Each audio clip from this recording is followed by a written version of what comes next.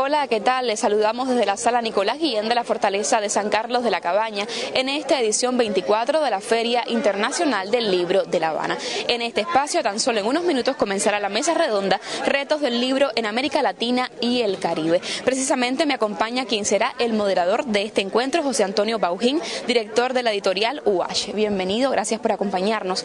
Quisiera conocer cuáles son los principales temas que se estarán abordando en esta mesa redonda. Se va a reflexionar sobre los retos que tiene el mundo editorial de América Latina y el Caribe hoy, que son muchos, que tienen que ver en términos, en primer lugar, porque el mundo editorial es el que le da visibilidad a la producción espiritual que tiene cauce a través del libro, a la producción de nuevo conocimiento, a la reflexión sobre los problemas de hoy y vencer los retos de hoy en un mundo donde estamos hablando de bajo nivel de lectura. Por año los organismos internacionales dicen que decrece el número de lectores, retos tecnológicos importantes para el universo del libro, retos por lo tanto en términos de su promoción, su comercialización, bloqueando las transnacionales que detentan el poder de visibilidad sobre el tema. O sea, los retos son múltiples y la intención es pues lanzar reflexiones un poco sobre el tema en este encuentro de editores, ¿no? Es un espacio que de algún modo también se está reconfigurando, que cambian las formas de gestión, también los soportes. O sea, hoy mismo, ¿de qué estamos hablando cuando se habla del libro en América Latina y el Caribe? Bueno, es el espacio que tiene, es uno de los espacios donde todavía el soporte del libro impreso sigue primando. Uno de los retos que tiene y que tiene el mundo editorial cubano justamente es abrirse, digo no cambiar, digo abrirse al universo del libro electrónico pensado para este tipo de soporte y la comercialización y la distribución a través de la red, ¿no? de la vía digital. Ese es uno de los retos más importantes. Y además pensar que eso no hace que el libro no siga siendo un objeto y un objeto bello que hay que cuidar. Así mismo es, estoy segura que este será tan solo uno de los temas que estarán abordándose en esta mesa redonda. La invitación queda para que usted nos acompañe precisamente desde este canal informativo. Gracias.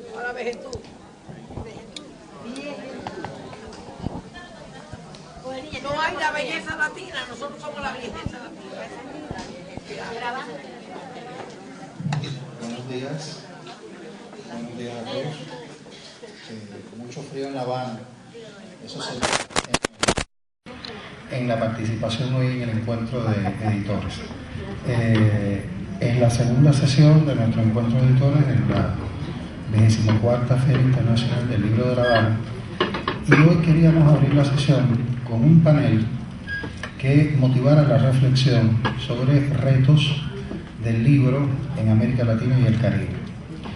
Los retos hoy son muchos y atienden prácticamente casi todas las zonas por las que transita el universo editorial.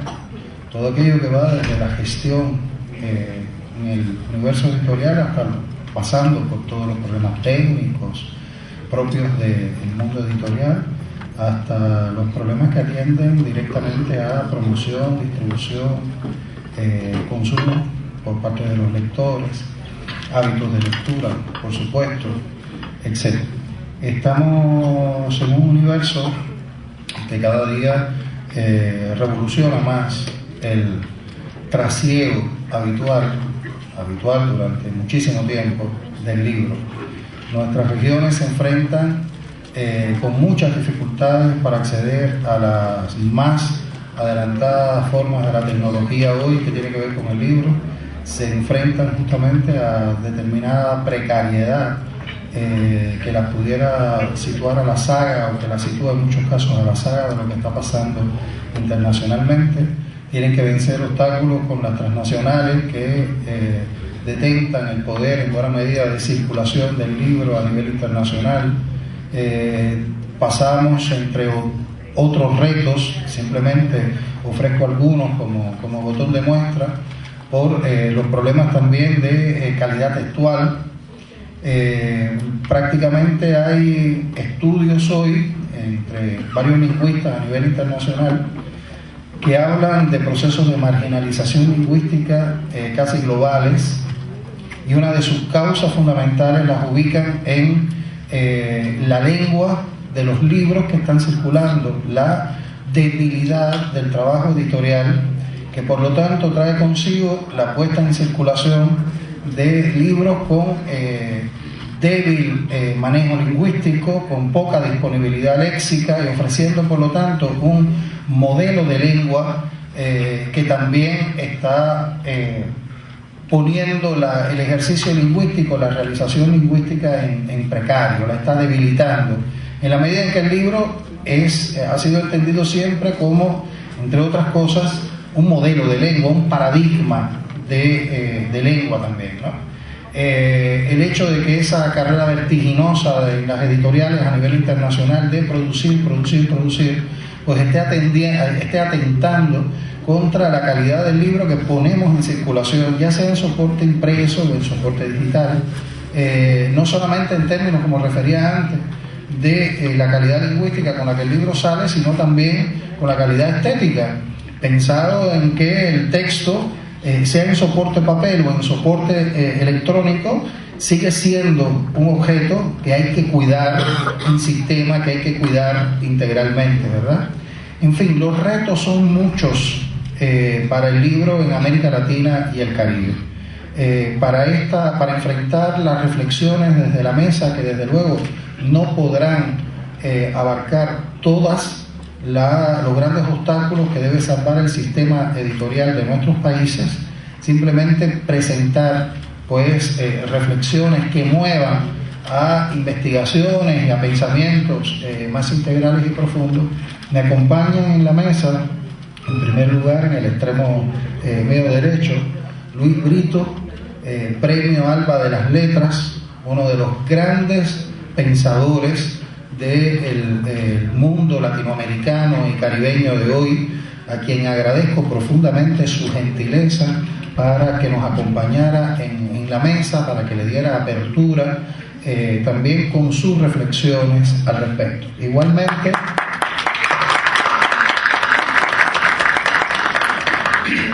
se encuentra Gustavo Blanco, director de Cuba Literaria, Junior Riquenes, narrador, director del proyecto Claustrofobia. Se encuentra también a mi lado Karina Pino Santos, editora, investigadora también del universo editorial nuestro. Sin más, maestro Brito, le cedo la palabra. ¿Cuál es la extensión ideal? El maestro Brito tiene toda la extensión que considere, pero estamos hablando de 15, 20 minutos.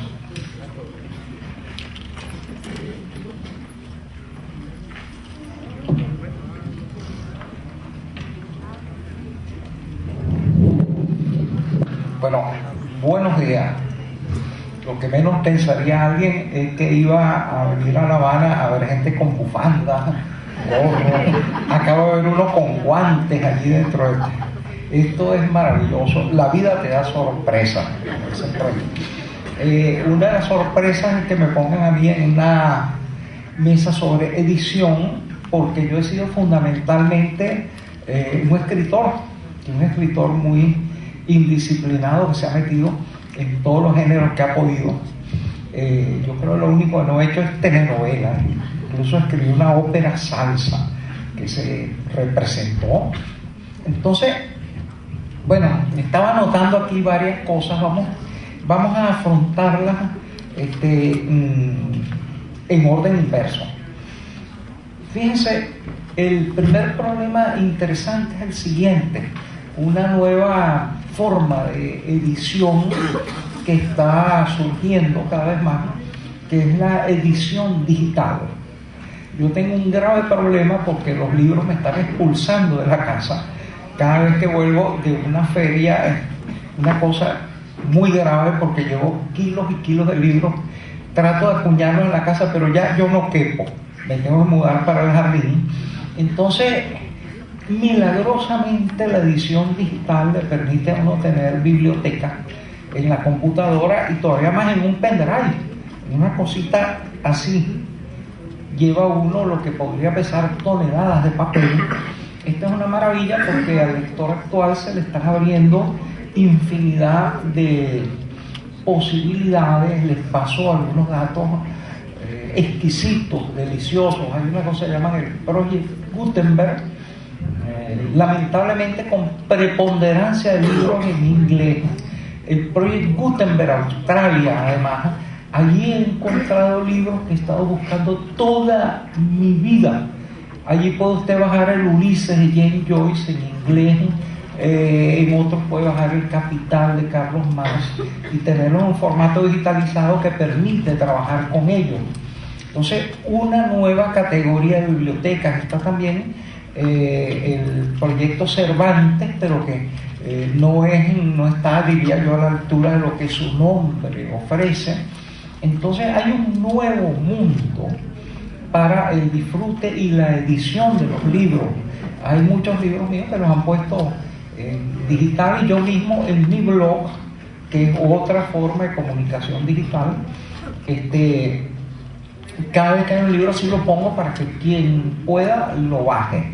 Esto requiere una multiplicación de la disponibilidad de medios digitales. En algunos países esto es muy posible, en otros menos, y en algunos sitios en los cuales la digitalización está muy generalizada, está creando nuevos problemas y yo diría que nuevos retos.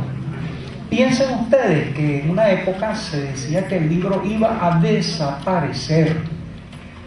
Fahrenheit 451, una novela escrita en 1951, ponía unos bomberos por allí quemando libros, etcétera, una forma muy poco sutil de hacer desaparecer los libros, pero se pensaba que por el teléfono la gente ya no iba a escribir más. No, resultó lo contrario. Ustedes ven ahorita un grupo de adolescentes, por lo menos en Venezuela y en otros países, los ven así, como sacándole piojos a una maquinita pequeña, una cosa extraña. Se están escribiendo. Podrían hablarse por teléfono, pero ¿por qué se escribe? ¿Por qué no desaparece la escritura? La escritura obviamente permite un intervalo de reflexión, permite preservar un mensaje hasta que uno esté preparado para contestarlo. Por ejemplo, uno recibe un mensaje y dice, no quiero verte más, aquello uno no lo va a contestar, uno tiene que documentarse ahí con toda la ruptura célebre de la historia. Y entonces es curioso eso, cómo los mensajes de texto ahora están desplazando al teléfono, a la propia voz humana. Es decir, la escritura vuelve por su fuero, por infinidad de razones que sería interesante consignar. Ahora, claro, desespera mucho a los lingüistas, a los escritores, a los poetas, la brevedad de esos lenguajes de texto. En primer lugar, estoy seguro que dentro de poco se ampliará los 140 caracteres del Twitter, se podrán lanzar Twitter de 1400 caracteres, de 14.000, pero ahí hay una oportunidad que es una nueva literatura.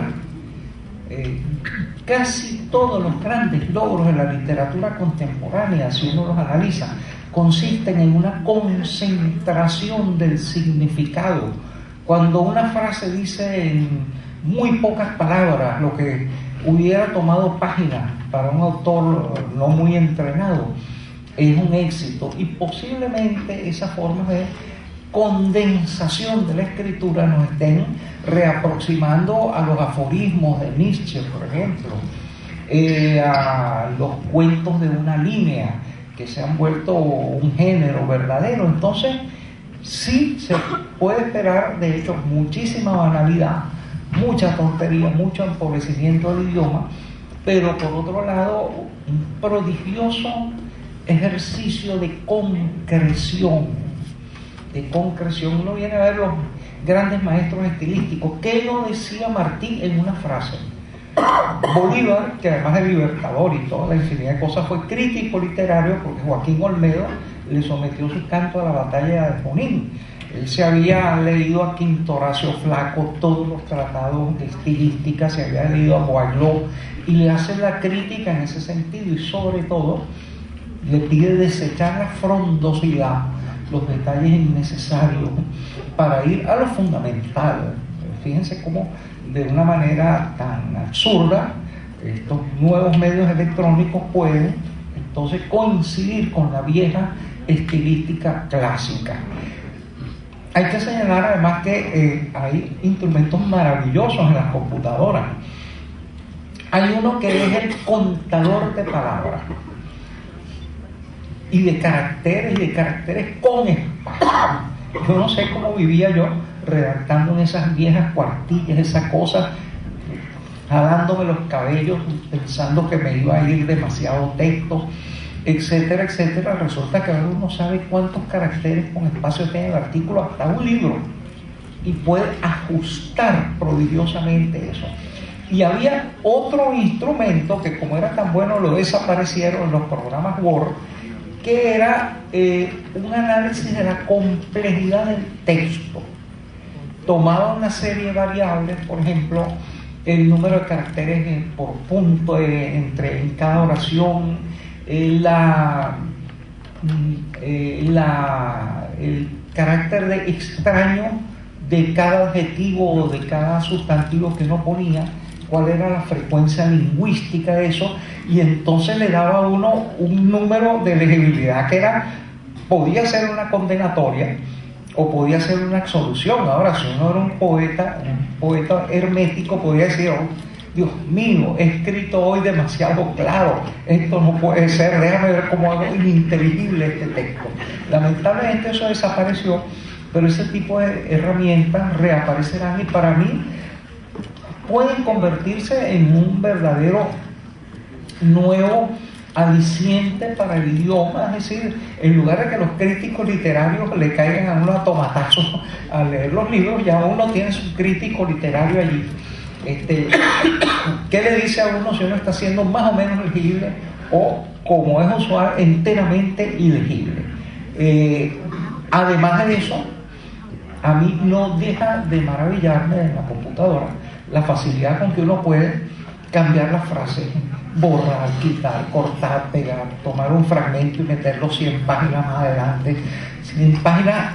Recuerden cuando la edición a pura máquina de escribir, la pesadilla que era eso. Cambiar un párrafo de lugar era una cosa tremenda. Repetir una cita era una carga insoportable. Entonces es prodigioso tanto para la creación literaria. Curiosamente, yo no he podido despegarme del hábito. Cuando voy a escribir narrativa, siempre escribo a mano. Vaya usted a saber por qué. El ensayo sí me sale con computadora, pero de todos modos, la posibilidad de limpiar un texto a través de la computadora, quitarle lo redundante, hacer varias versiones de él, es muy superior a cuando uno trabaja directamente con aquella maquinita, echando caracteres que parecían irremediables. Una vez que se estaba escrito una cosa a máquina, eso, fuera de algunos garabatos que se podían hacer de corrección, parecía ya como un destino fijado. Bueno, ese es el comentario sobre esas nuevas técnicas de edición. Los contratos con las editoriales. Esto es una reunión de editores, gente que pone en forma los textos, pero vamos a extendernos sobre otras cosas. Ustedes no están en la mayoría en el mundo capitalista y no han tenido la delicia de encontrar que los llaman a uno a firmar un contrato y le dice: el autor cede su obra por todo el tiempo que estén válidos los derechos de autor, es decir, hasta 100 años después de la muerte de uno. En segundo lugar, aparte de esa cesión absoluta de derechos, uno se compromete a entregarle a ese editorial todas las obras que uno escriba en el futuro. Ese es un contrato de esclavitud. Eso se suponía desterrado desde hacía como siglo y medio. No. Uno tiene que trabajar para la editorial todo el resto de su vida.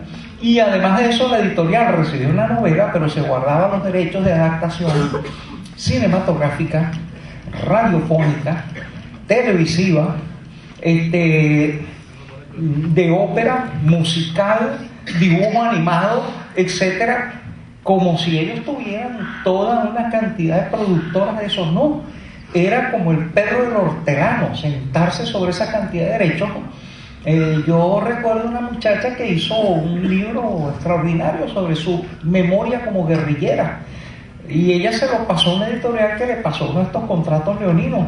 Unos italianos estaban interesados en firmar eso, pues bueno, la participación de la mujer en la guerrilla venezolana y todo eso, y la pobre no pudo firmar el contrato porque un editor que nunca había firmado ni un cuadro tenía los derechos cinematográficos. A los nuevos noveles, autores, etcétera, sobre todo a los que den una pasadita por el mundo capitalista pensando que eso es un universo de delicias, les advierto que hay que leer muy bien los contratos, porque a veces son unas cosas feroces. Es decir, es una firma que parece la venta del alma, ¿no? Y además la venta del alma es un diablo que no va a hacer nada con ella. La mayor parte de veces por reservarse derechos, impedir que el autor los ejerza, pero sin la menor intención ni siquiera reeditar a veces el libro. Pasamos al elemento de la comunicación. Aquí voy a hablar más que de la labor de editor, es decir, de depurar el texto, ponerlo en forma, etcétera. Las barreras de la comunicación. América Latina es como la caja de Pandora, que en medio de los horribles males del genocidio, de la conquista, nos dejó por lo menos dos esperanzas en el fondo de esa caja, que son por un lado, la relativa uniformidad cultural que presupone el predominio de la religión cristiana católica. No hemos tenido prácticamente guerras de religión en América Latina, salvo la de los conquistadores contra los indígenas, que fue una guerra de exterminio cultural, pero pasada esa, fuera del episodio de Canudos y la rebelión de los cristeros en México, prácticamente no ha habido mayor cosa.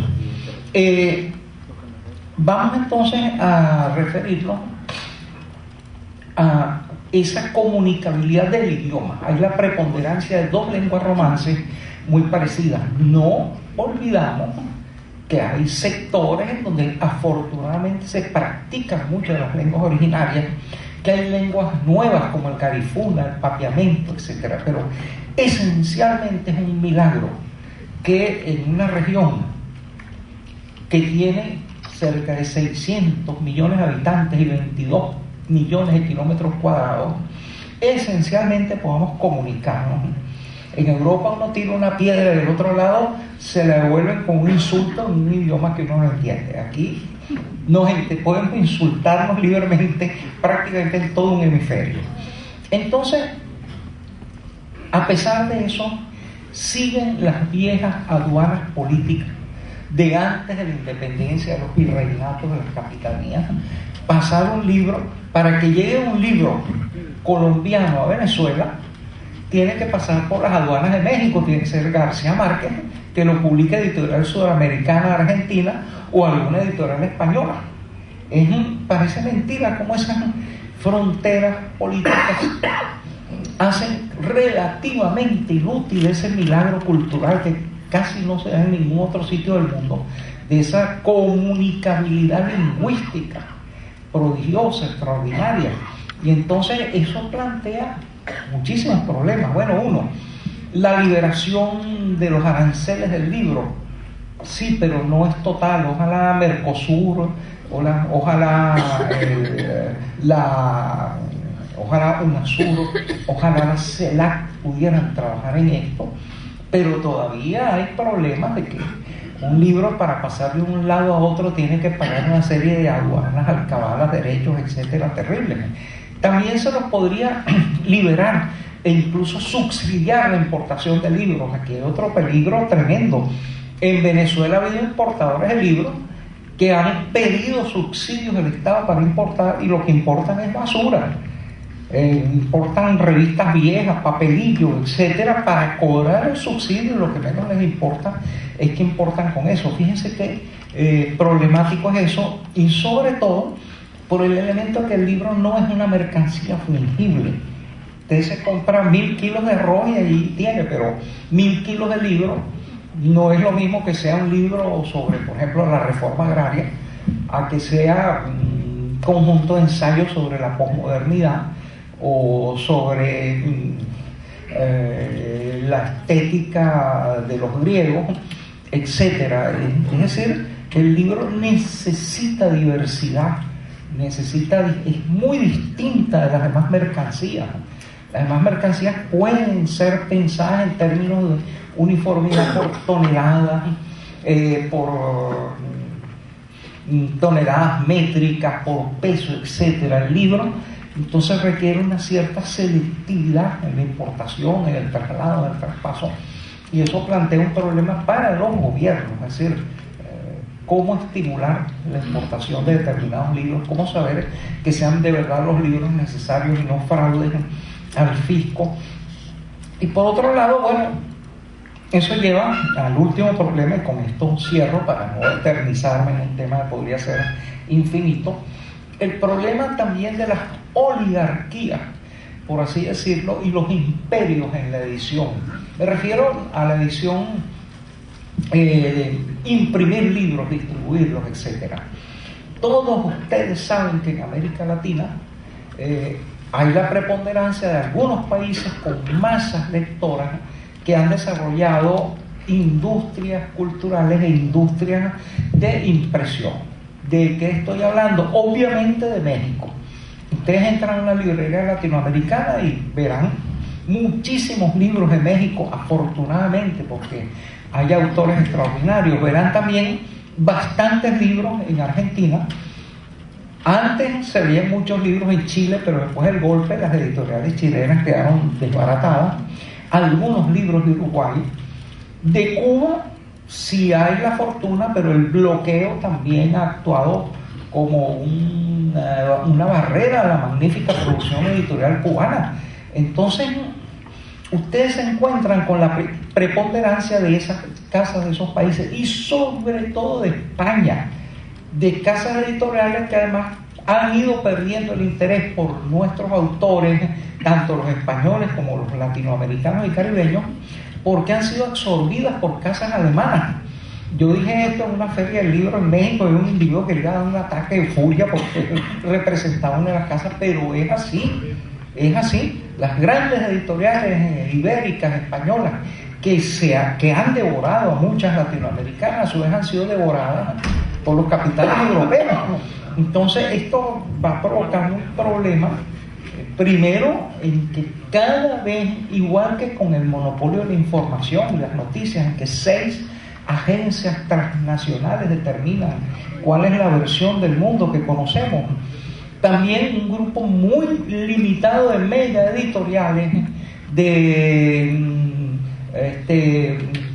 gente que domina la comunicación editorial, la crítica, los medios de difusión, etcétera, determinan qué se puede y qué no se puede divulgar, qué se debe, qué no se debe editar, determinan qué son los bestsellers, mandan a hacer bestsellers a través de fórmulas de contratos. Yo digo siempre, un bestseller es la degradación de una obra maestra. Usted tiene Moby Dick, pero es un libro demasiado bueno para que lo lea la gente con escaso contenido, entonces invéntele el tiburón. Entonces ahí tiene, exacto, un Moby Dick rebajado, todo edulcorado ya. Todo eso sí se puede vender como bestseller. Así sucesivamente, en los pocos bestsellers que hay por allí, en los muchísimos bestsellers, ustedes siempre pueden rastrear alguna obra maestra que fue destruida para hacer eso. Eso tiene que ver con los editores también, que a veces, bueno, Humberto Eco en un artículo insolente decía que los escritores no debían escribir libros, sino esperar a que los editores se los propusieran. Oye, ¿por qué no escribes sobre tal cosa? Y demás, y entonces ponerse a escribir, esperar allí a que la inspiración o las órdenes sobre qué escribir vinieran de otro. Fíjense un poco cómo eso va colocando el carro delante de los caballos. Y sucede en las grandes industrias editoriales, como en Estados Unidos, en donde, y con esto cierro, fíjense, el papel del editor, ya el que pone en forma el texto, es un papel atroz. En Estados Unidos, en Inglaterra, en Francia, se lleva un libro ante la editorial, ellos deciden publicarlo. No le van a publicar a usted eso, le pasan eso a un conjunto de gente que ni lo conoce, usted ni tiene la menor idea de nada, para que lo reescriban. Esa reescritura es, bueno, quitarle todos los personajes que son demasiado extraños y que la gente no los entiende. Si está de moda, por ejemplo, las lesbianas, entonces meterle aquí una trama de lesbianas, aunque la novela no tenga nada que ver con eso. Podarla. Catch 22 de Heather fue reducida a la mitad de su tamaño. El único escritor al que no pudieron editar en Estados Unidos fue a Hemingway. Primero, había largas discusiones de años para publicar un cuento de Hemingway. Y Hemingway era ineditable, pues no se le podía quitar una línea. Estaba tan perfecto su estilo que cada línea era necesaria. Pero en segundo lugar, editarle a un señor que medía como 2 metros de alto y tiraba unas trompadas. Hay una legendaria trompada que le echó a Lisandro Otero cuando era muchacho. Nadie se atrevió a editar a Hemingway, pero porque el que lo hiciera iba a salir con la cara amoratada. Pero el resto, toda la literatura estadounidense, salvo uno que otro texto de William Burroughs, que amenazaba entonces con inyectarle morfina al que lo editaba, es un verdadero fraude. Es decir, ustedes ven que hay un estilo más o menos uniforme, eficaz, entretenido, movido, ágil, pero que aquello es como un consomé en cubito o un jugo de esos enlatados, no tiene ninguna sorpresa, ninguna inventiva. Entonces es el otro riesgo. Es decir, que el editor, que es indispensable porque uno es muy descuidado, comentaba que hay autores que escriben o escribimos al mismo personaje en varias formas distintas. Laurent Yarabia, en su libro extraordinario Seven Pillars of Wisdom, escribió un mismo pueblo árabe como con 6 ortografías distintas, y cuando le reclamaba el editor, le decía, bueno, es que los árabes escriben como les da la gana, pero nosotros tenemos que escribirlo igual. Bueno, ¿qué importa?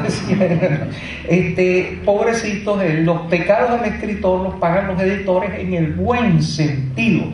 Tratar de verdad de llevarle al lector lo que el escritor quiso decir, con la menor carga de errores, de redundancias, de tonterías, de falsos recuerdos. Hay la gente que cita de memoria y eso es espantoso.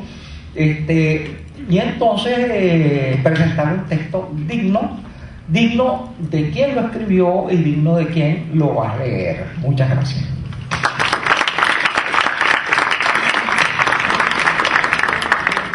Muchas gracias, Brito.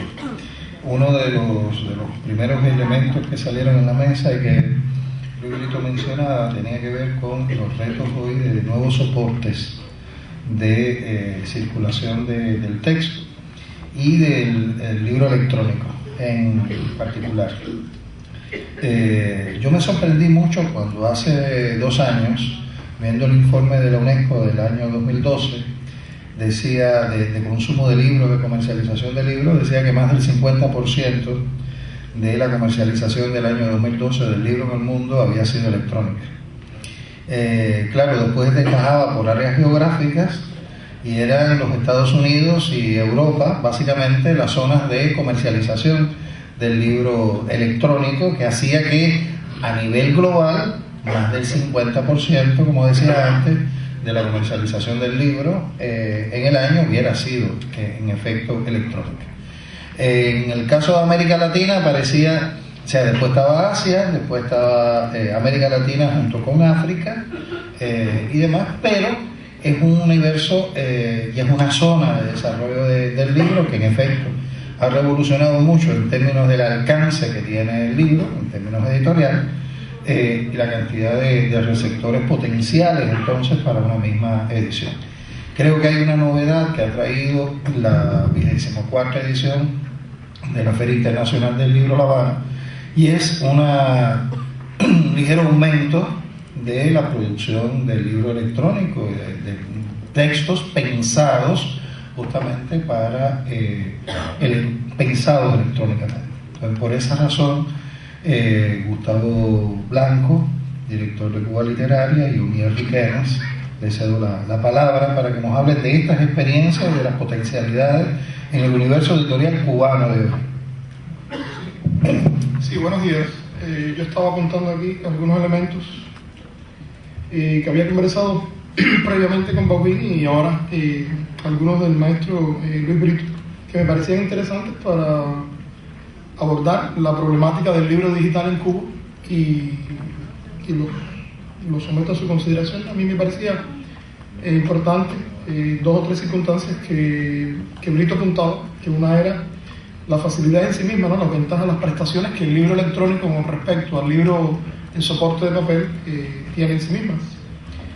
La identificación del momento, nosotros como editores o profesionales dedicados a esta área, de la que somos conscientes.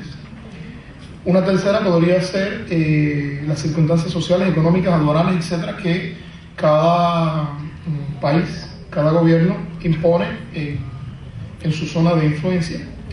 Y la otra, importantísima, y que muchas veces no tenemos en cuenta, que es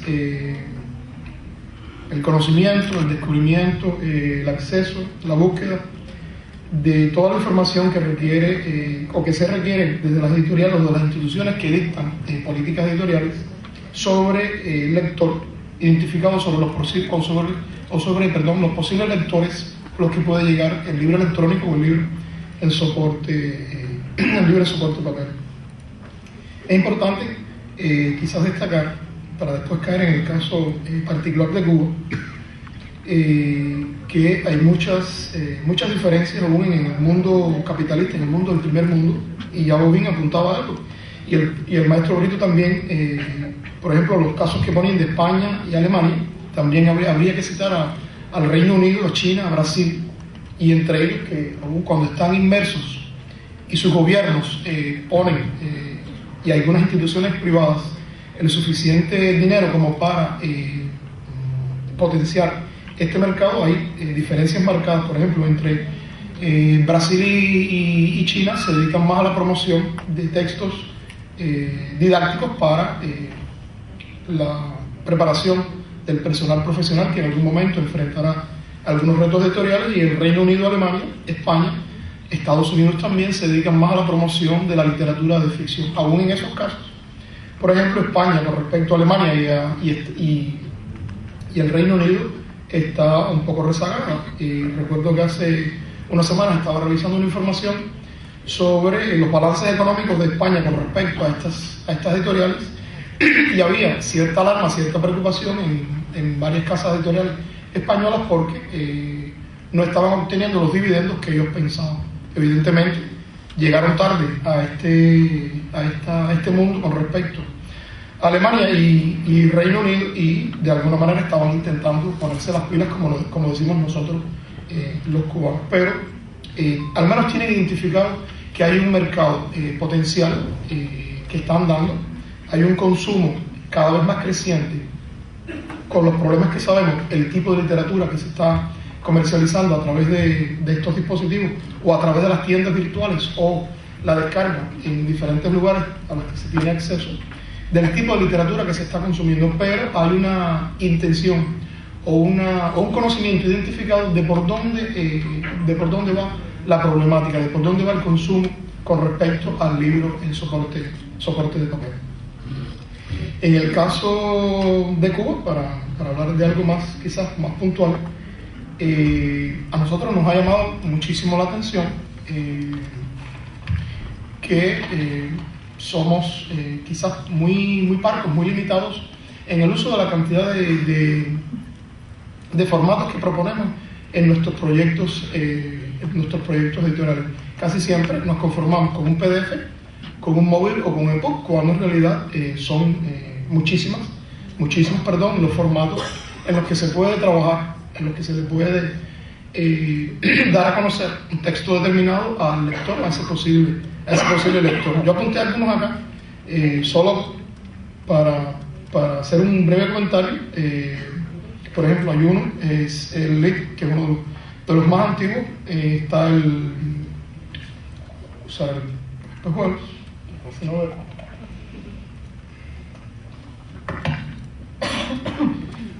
El OPF, que es un paquete de libros digitales de código abierto. También es importante quizás un comentario de que estamos acostumbrados a trabajar con formatos propietarios y no nos preocupa, o tenemos muchos prejuicios con los software abiertos y tienen un sinfín de facilidades que por desconocimiento, por prejuicio, los desechamos, cuando en realidad pueden además brindarnos una base de datos adjunta, aleatoria, que podría enriquecer muchísimo más la lectura del libro o del paquete o del proyecto que nosotros proponemos a los lectores. Yo recuerdo que hace un tiempo atrás, cuando di clases en la universidad, hubo un evento al que fue el conjunto de la revista Temas, y alguien decía que Lezama Lima se hubiera sentido muy contento de haber vivido esta época, ¿sí? Porque uno, a través de un dispositivo que solamente contiene pantalla y memoria, podría acceder o puede acceder a una cantidad de información que el libro de soporte y papel en primera instancia no le puede dar, ¿sí? Hay un vínculo, una capacidad de asociación, de entrelazamiento, de búsqueda de información complementaria, suplementaria, en fin, de diversos tipos, que el libre soporte electrónico, siempre que se tenga un enlace o una base de datos asociada, puede brindar al libro electrónico. Uno de los problemas también que plantea la difusión, la promoción, el consumo del libro electrónico es el dispositivo en sí mismo. Si bien es cierto que el uso masivo de dispositivos electrónicos podría ahorrar toneladas de papel, podría preservar cientos de hectáreas de árboles que podrían ser después, o que son beneficiosos para la vida en otro sentido, ¿no?, para mantener determinados ecosistemas, también es cierto que la producción masiva de dispositivos electrónicos en algún momento traerá aparejado una especie de cementerio o de desechos que podrían ser tóxicos, o de acumulación de dispositivos que en algún momento podrían ser tóxicos para determinadas zonas. Sabemos que África es uno de los reservorios más empleados por los países capitalistas para dejar todos los residuales que la producción masiva, que lo es desde hace mucho tiempo, de los dispositivos, de las denominadas PC, genera. Y hay zonas de África donde los niveles de contaminación son altísimos y la población se ve afectada. Hay fotos que son bien ilustrativas, incluso algunas de ellas han ganado premios en importantes competencias, donde realmente se ve el contraste entre las personas que viven en esas zonas totalmente enajenadas, totalmente a los que no pueden acceder al uso de estos medios, y sin embargo sus zonas, que durante años han sido digamos el espacio vital de formación, de crecimiento de las tribus, de sus tribus, han sido invadidas por estos desechos, por estos artefactos que el primer mundo desecha o pone allí a cambio de nada, o de casi nada.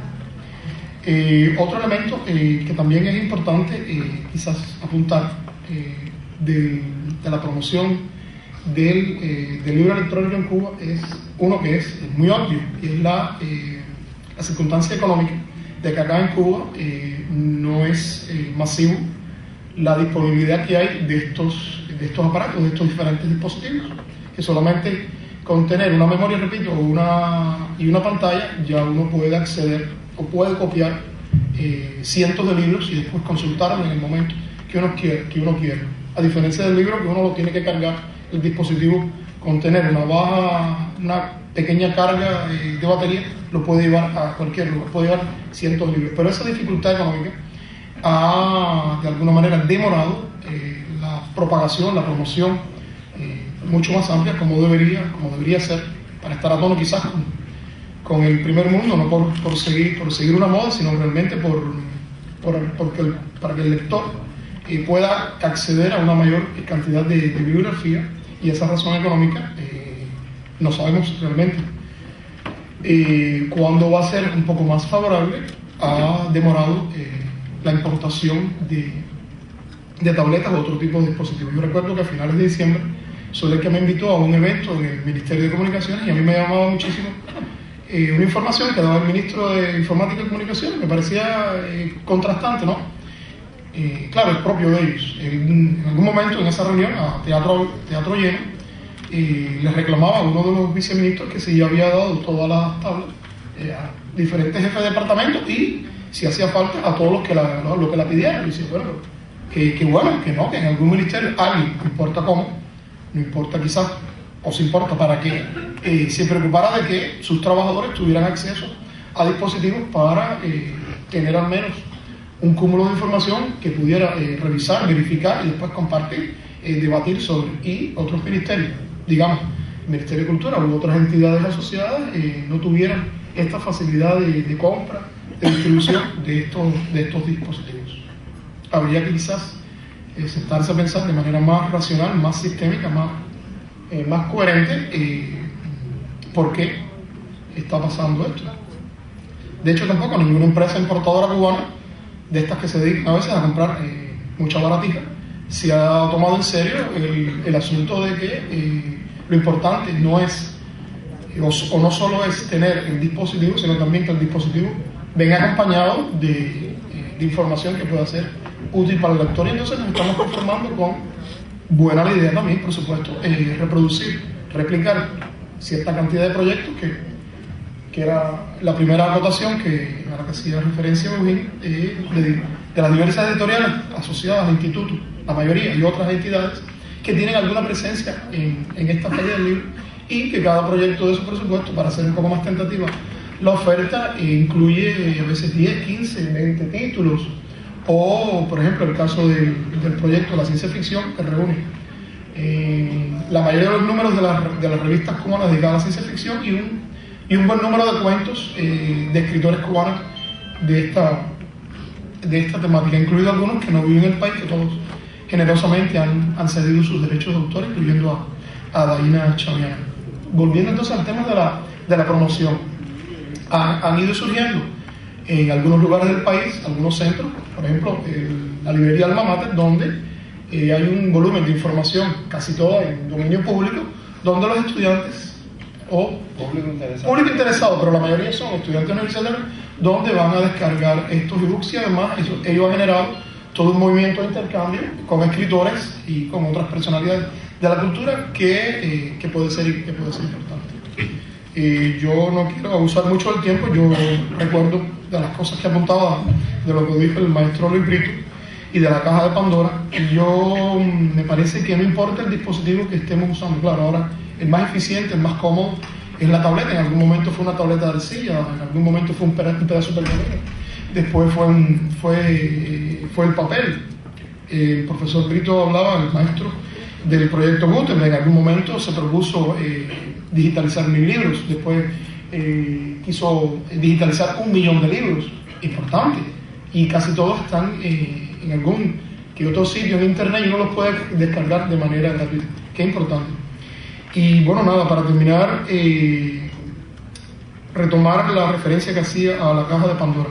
No importa tanto el dispositivo como la capacidad que tengamos nosotros como instituto, como editorial, como institución o como personas individuales, para seguir manteniendo, para que la palabra siga manteniendo esa capacidad para nombrar las cosas. Y entonces, bueno, sí, nos dejaron muchas cosas malas los conquistadores, pero quizás una de las cosas que nos dejaron y que ellos no prevían que fuera tan fuerte para nosotros es la palabra, y nuestra misión es preservar la palabra y preservar la función social, lingüística, cultural de la palabra. Muchas gracias.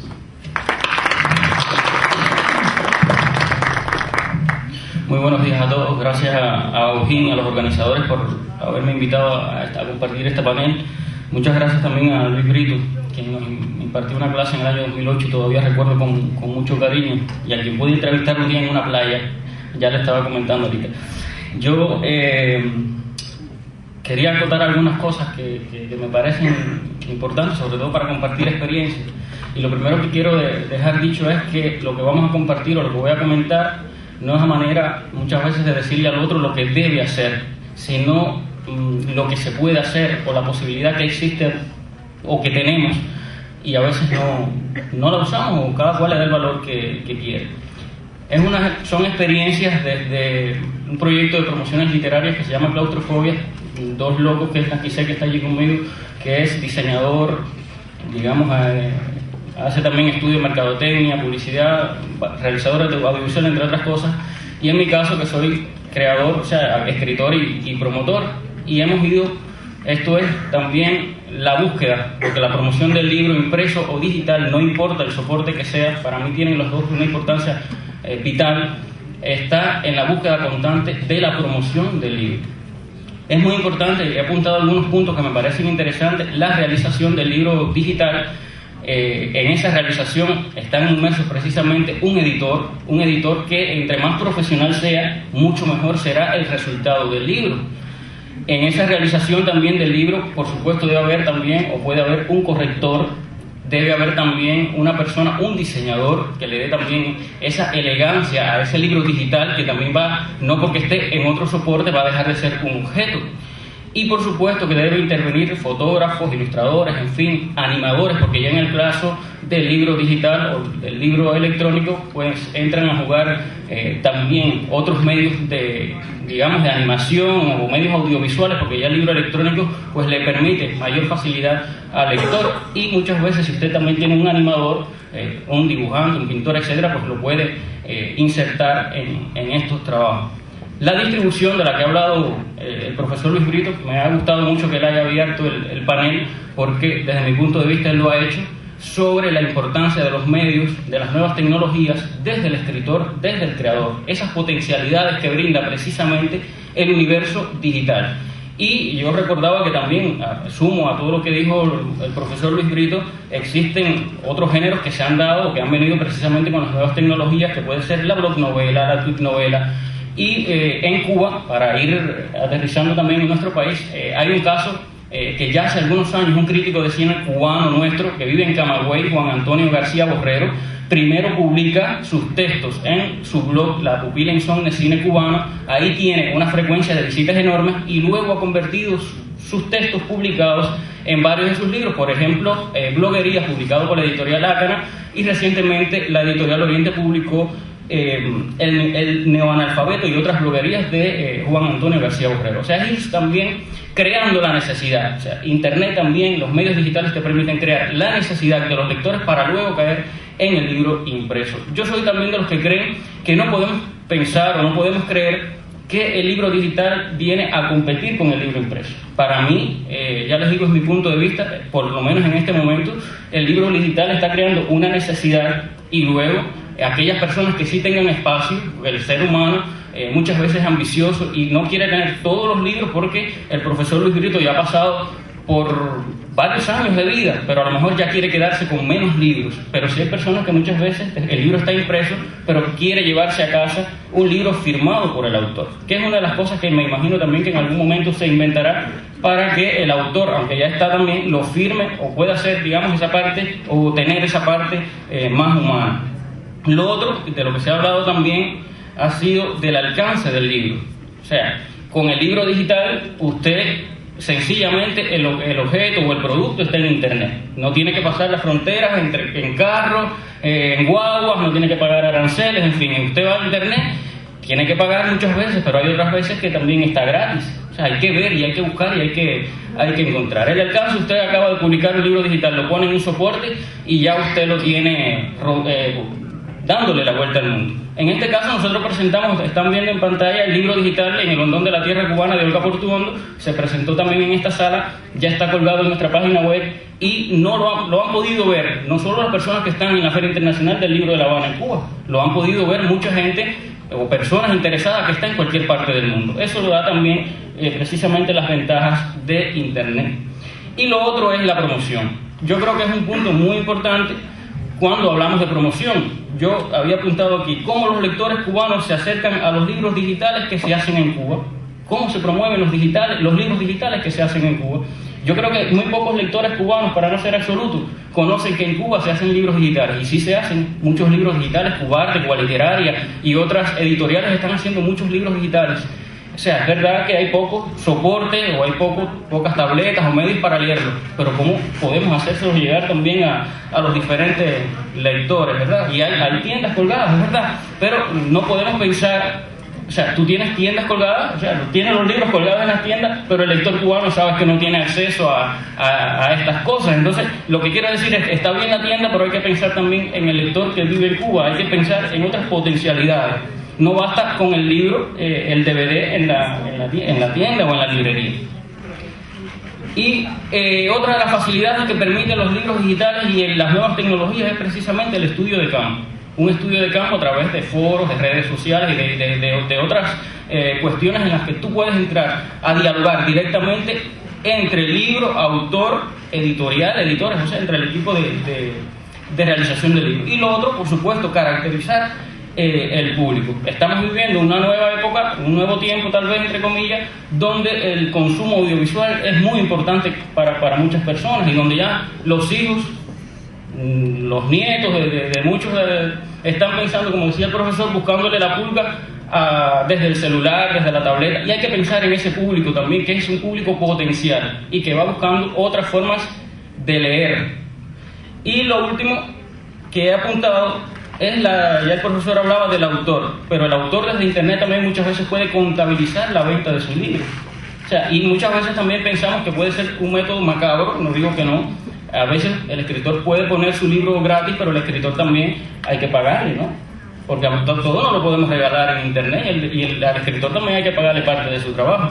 Y aquí a veces se convierte en algo, un método macabro, pudiéramos decir, para el autor. Pero el autor tiene que preocuparse por las ventas de su libro en internet, tiene que hacer todo lo posible. Pero sí es bueno que puede contabilizar, a mí me parece eso bien, que puede contabilizar y saber cuántos libros se ha vendido. A veces un libro impreso, pues los libros se van a los almacenes y no sabemos realmente si algún día incluso salió de algún almacén, y a veces decimos, el libro está agotado. Y uno va de feria en feria y a veces pues que sacan de algún almacén una cantidad de tus libros. Y eso sí te lo permite también el universo digital. Y sí quería cerrar comentándoles este trabajo que hicimos, que forma parte de un trabajo, es el libro 201, el libro de Olga Portuondo, porque preparamos una colección digital que se llama Colección Digital 10º Aniversario con la Brigada de Instructores de Arte José Martí, que fue un trabajo que se preparó para que llegaran libros digitales clásicos de la literatura universal, precisamente para que se construyeran las bibliotecas de Cuba, las escuelas de Cuba, en ese digamos, en ese sueño de nuestro comandante Fidel Castro de poner una escuela, en cada escuela una computadora. Y bueno, estamos esperando también, esperemos que con la Asociación Hermanos Sáez y la Brigada pues podamos hacerlo realidad y llevarlo a las escuelas. Es un trabajo donde los libros están convertidos en un libro digital para que los niños también puedan acercarse a ese sueño de leer y de tener en cada escuela sus libros, clasificados, libros para niños, libros juveniles, libros de historia, que pueden ser también importantes. Y el libro digital permite soñar también, y lo importante que decíamos, y decía también Gustavo, lo importante es que la lectura, promover la lectura desde el soporte que sea. No hay que enfrentar el libro impreso ni el libro digital. Gracias.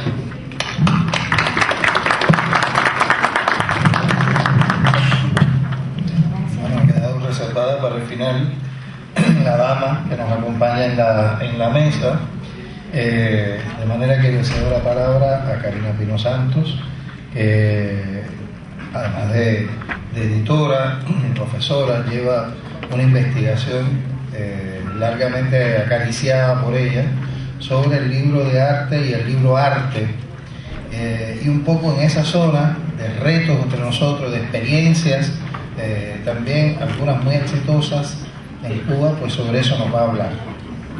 Bueno, muchas gracias, Baudín, por permitirme estar aquí, y a todos ustedes que han desafiado el frío que hay en el día de hoy. Yo realmente no traía el trabajo enfocado tanto hacia lo digital, porque cuando habíamos hablado de los retos de América Latina, y como historiadora del arte he estado indagando como decía Baudín, en el campo de editorial y el campo artístico. Por tanto, yo quería que ustedes me permitieran leer, no va a ser extenso para nada, serán 10 minutos, una serie de reflexiones que yo traigo al respecto. Antes de comenzar, quería referirme específicamente al libro de arte. El libro de arte digital, para engranarlo con la discusión, el debate, las exposiciones del día de hoy, el libro de arte digital es una fuente maravillosa para la promoción y la divulgación de arte. Recientemente, nosotros no hace mucho pasamos un curso del CERLAC donde pudimos apreciar toda la interactividad que permite un libro, y hace ya algún tiempo Herbert Fischer, que lo hemos tenido muchas veces ya en Cuba, es un amigo de los cubanos y como ustedes saben es un teórico del arte, me decía que qué diferencia hay entre costear un libro de arte en papel y sin embargo qué maravilla la posibilidad del libro interactivo digital de arte, que permite una enorme cantidad de visualizaciones de obras, y agregaríamos a eso también la posibilidad de conectarnos a internet. No tenemos esto en Cuba, pero es lo que existe, la posibilidad de acceder a vínculos, a enlaces y de obtener una enorme información, además audiovisual, en este libro digital de arte. Pero además existe el libro de artista o libro arte digital, que es arte digital expuesto o trabajado electrónicamente con la forma de libro. Y en arte digital sabemos que esta es una de las manifestaciones artísticas de las artes visuales en la contemporaneidad. Sin más, yo les voy a leer rápidamente estas ideas que he tratado de traer aquí en este ánimo de acercarnos al mundo del arte, al mundo del libro y a los retos de América Latina y el Caribe. Ya está puesta. Bien. La relevancia a nivel mundial que han ido ganando las políticas editoriales y de comunicación respecto específicamente a las artes visuales constituye sin duda en nuestros días un verdadero incentivo para activar estrategias en el terreno cultural de América Latina y el Caribe. Ya el pasado año 2014, la Comunidad de Estados Latinoamericanos y Caribeños CELAC convocaba a un plan de acción para avanzar en la integración cultural de la región, trabajando conjuntamente por la protección del patrimonio y la promoción y la difusión de la diversidad de expresiones culturales que caracterizan las identidades latinoamericanas y caribeñas. Sin embargo, durante el periodo en que como historiadora del arte me he dedicado a la investigación del libro de arte, suelo hallar noticias sobre talleres, conferencias y exposiciones centradas en este tema, aunque mayormente en Norteamérica y Europa. Es de resaltar que estas preocupaciones de los países desarrollados sobre el libro de arte y artístico tienen lugar en una actualidad en que, como sabemos, han ido desapareciendo las otroras tradiciones del mundo editorial y prevalecen las megacorporaciones y su papel en la internacionalización de la cultura popular. Grandes empresas que inciden en los mercados de consumo, a lo que se suma paralelamente la integración del arte en el espectáculo de masas. Todo un paisaje general que parece no enaltecer las diferencias y donde también se ha producido una especialización de las editoriales. Y son precisamente las pequeñas empresas más especializadas y no los grandes conglomerados los que aportan culturalmente, sobre todo títulos menos relacionados con el propósito de las ventas y bestsellers en un mercado global. Los países en vías de desarrollo no pueden sustraerse a esa realidad asignada en el arte por la corriente principal o mainstream cuyo centro continúa en los Estados Unidos. La salida más visible a este contexto en la periferia implicará innegablemente asumir estrategias capaces de lograr un mayor nivel de desarrollo educacional que provoque el incremento de un público lector con intereses variados en la cultura y asimismo más lectores especializados en nuestros países. Las publicaciones en Latinoamérica también han servido como generadoras de espacio para el debate en los estudios culturales y para expandir, y cito, la cultura académica hacia campos más amplios de intervención político-cultural, como ha expresado Nelly Richard respecto a lo que la teórica de arte ha calificado como las geopolíticas del conocimiento. Ante las emergentes inquietudes que ya pueden constatarse en América Latina, salta el cuestionamiento: ¿por qué existe una historia del libro de arte occidental, pero no una actualizada historia universal que incluya nuestro riquísimo acervo en cuanto a libro de arte latinoamericano y caribeño y que contenga las producciones artísticas en forma de libro en la región? Es de todo interés nuestro subrayar la inestimable función divulgativa de las publicaciones en relación con el tema de las artes visuales y la importancia cultural y artística de la creación plástica con la forma del libro.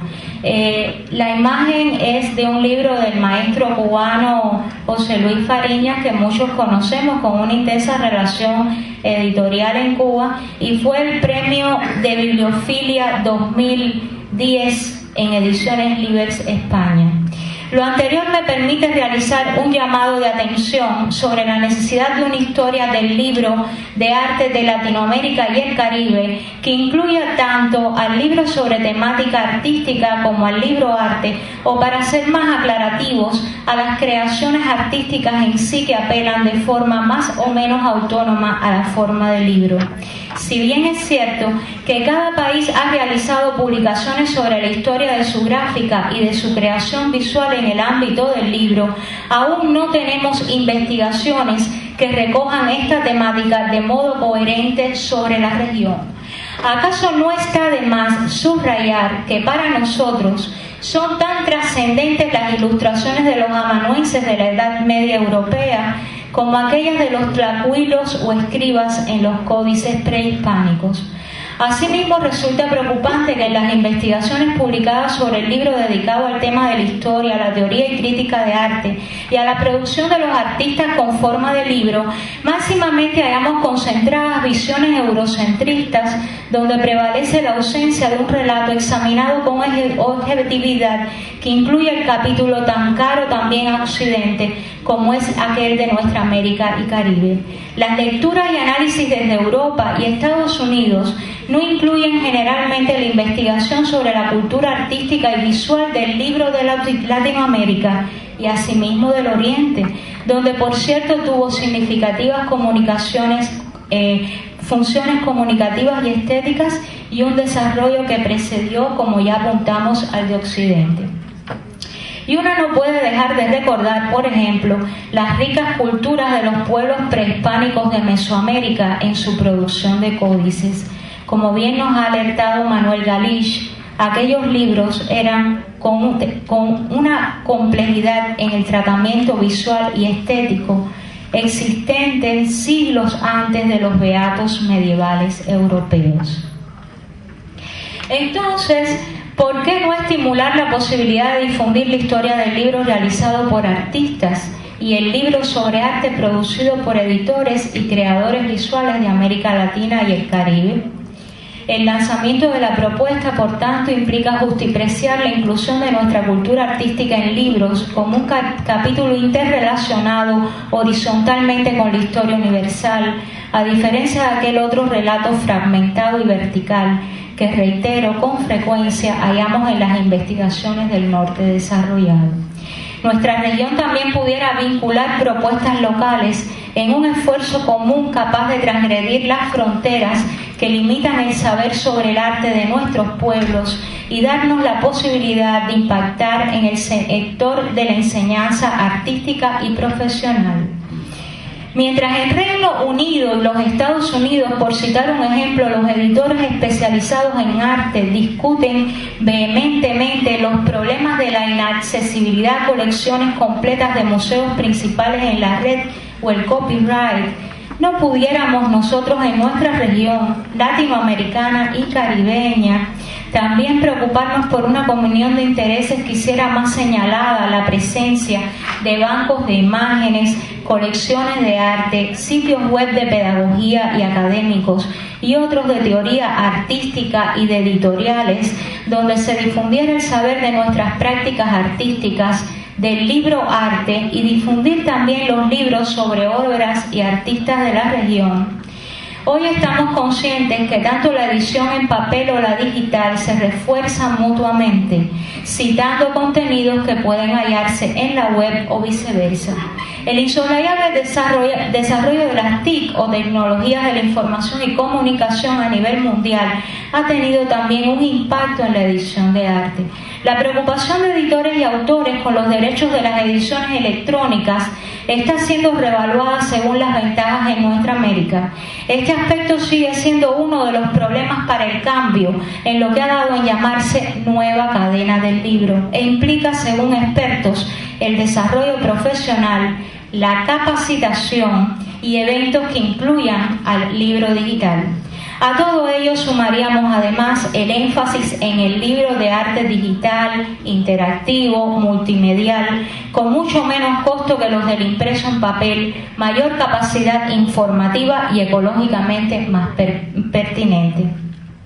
Indudablemente, en un mundo donde coexisten diferencias sociales y económicas entre el centro y la periferia, y en el que convivirán el soporte de papel y el digital, debe tomarse en consideración además que las publicaciones digitales no son de fácil acceso a una mayoría que no tiene acceso a esta tecnología en los países en vías de desarrollo. Innegablemente, la nuestra es la época de la expansión e interactividad del libro de arte, y yo diría del libro, aun cuando los presupuestos de mercado vinculados a la distribución y venta y derechos de reproducción continúan restringiendo las posibilidades de acceso más amplias a todo tipo de público. Si bien es cierto, por ejemplo, que poderosas empresas como Taschen dominan el mercado del libro de arte impreso y digital y promueven los artistas legitimados por la historia del arte con mayúscula de Occidente, también nosotros desde el sur pudiéramos convocarnos en un reto común por promover la creación artística producida desde Latinoamérica y el Caribe en ediciones igual de excelentes en cuanto a calidad editorial, investigativa y de imagen artística, ya sean en soporte papel o digitales. Un ejemplo que tenemos hoy es el incremento de editoriales artesanales en pleno siglo XXI, cuando se debate si desaparecerá el libro en soporte papel, se populariza la autoedición digital y al mismo tiempo prolifera la lectura del ebook en los teléfonos móviles. Voy a hacer una cita de un profesor de la Universidad Complutense de Madrid. Si en el mapa de Latinoamérica se unieran con una línea los puntos de los lugares en los que ha aparecido cada una de estas editoriales independientes, se configuraría una auténtica columna vertebral que abarca desde México hasta Argentina y que se va convirtiendo en una malla cada vez más espesa. Fin de la cita, afirma el profesor Jesús Cano Reyes en un estudio publicado en la revista de la Universidad Complutense de Madrid, Espéculo. Este experto además ha resaltado que en medio de las lógicas diferencias entre las muy disímiles editoriales cartoneras, se halla lo que califica de un principio común en todos los proyectos de más de 30 editoriales que se encuentran en 13 países. Y esa singularidad es que los textos publicados, y cito a Jesús Cano, pertenecen siempre a autores latinoamericanos, ya sea en español, en portugués o en guaraní, lo cual corresponde al deseo de reafirmación de la identidad cultural y literaria del continente. Está claro que el auge de las llamadas editoriales cartoneras nos habla de que constituyen un fenómeno paralelo que proyecta simbólicamente la resistencia del sur al imperio del mercado neoliberal y niega el fenómeno de la estandarización cultural en el continente. Algunas de estas editoriales latinoamericanas asumen su existencia como entidades productoras de libros, para colaborar con los marginados por la crisis, como son los recogedores de cartón. Otras buscan potenciar lo estético y se consideran colectivos artísticos más que editores únicos, individuales y privilegiados por el sistema. Su denominador común es concebir el libro artesanal, reclamar el aura artística para reproducciones limitadas, aunque integren algún proceso de alta tecnología, asumir una política promotora de autores latinoamericanos o desconocidos, a la vez que se oponen a publicar a los autores de bestseller, coincidir en presupuestos sociales que favorezcan a grupos marginados socialmente, potenciar lo estético, considerarse colectivos artísticos más que actuar como editores únicos, individuales y privilegiados por su sociedad. En fin, todas las cartoneras se vinculan en un propósito significativo de confrontar su producción con el libro industrial sinónimo de mercancía. Aunque no vinculado a las causas anteriores, es decir, nada que ver con la lucha en contra de los bestsellers y por potenciar una individualidad latinoamericana vinculada a autores no publicados, no bestselleros, sino a las condiciones muy peculiares de la isla de Cuba en su contexto socioeconómico. Se halla Ediciones Vigía en Cuba, que es un ejemplo magnífico de una editorial con producciones artísticas y que es de las fundadoras en el ámbito latinoamericano del libro arte. En la pantalla pueden ver algunas imágenes de esta producción de Ediciones Vigía. Es una producción en la que hay tanto libros ilustrados y libros de artistas, y cuyo máximo artífice también ha sido el artista y Premio Nacional de Diseño Rolando Esteves. El investigar y difundir, esta editorial es de las fundadoras en el ámbito latinoamericano del libro arte, como sucede con Taller Leñateros de México, que se diferencia de la cubana en cuanto a la recuperación del arte, de los pigmentos y los lenguajes indígenas en tierra azteca. Ya para terminar, y que sé que he sido un poquito más extensa, quisiera finalizar diciendo que el investigar y difundir el libro de arte y el producido por artistas en nuestra región también debe ser una línea estratégica en ese objetivo común que debemos tener en la construcción de sociedades del saber, dirigidas a reducir las diferencias y capaces de promover políticas para la cultura del libro en su acepción más amplia. He querido con estas líneas incitar al fomento de la creación no solo literaria, sino también la artística y estética, y extender esta producción de arte y de las industrias creativas a redes internacionales desde la validación de lo mejor de nuestro patrimonio artístico-cultural en América Latina y el Caribe. Muchas gracias por la paciencia.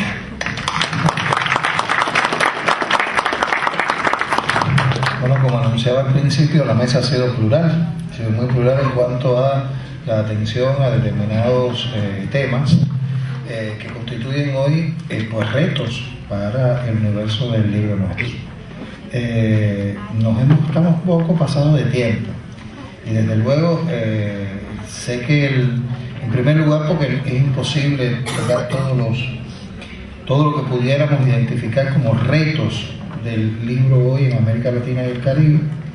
En segundo, porque con los temas tratados en la mesa, desde luego se abrirían nuevas reflexiones, preguntas y demás, y podemos, y creo que confirmaría esa necesidad de los editores cubanos de podernos reunir con cierta sistematicidad en grupo a pensar, reflexionar y demás sobre los problemas que atañen directamente al universo del libro y las publicaciones seriales. Agradezco particularmente a los miembros de la mesa por haber accedido a compartir esta mañana. A ustedes, si hay alguno que tuviera alguna pregunta muy particular sobre lo que se ha visto hoy en la mañana, o alguna reflexión. De lo contrario, pues en estos días, en medio de la sesión, al finalizar y demás, pues intercambiaremos unos con otros sobre las reflexiones que pueden haber motivado la mesa de la mañana de hoy. Bueno, pues muchas gracias a los miembros de la mesa por las provocaciones de la mañana. Y la verdad es que no nos vamos a apartar mucho de los retos que tiene el libro. Uno de ellos está, como habíamos también presentado al abrir la mesa, también está en la calidad del trabajo del editor, del corrector, del diseñador, del equipo de realización directamente de un libro. En la necesidad de crear una imagen también de que identifique el libro nuestro.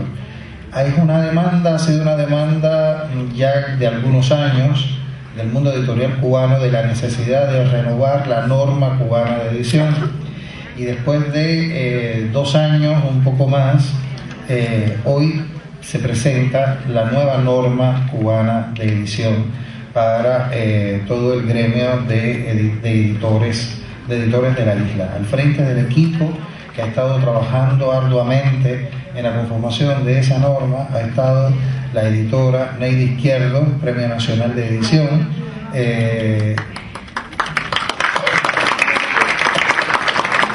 a quien invito a que pase al frente y nos presente. Sé que es de lo más esperado que tiene el encuentro de editores de esta 24 Feria Internacional del Libro de La Habana. Así que, Neida, gracias. Te cedo la palabra.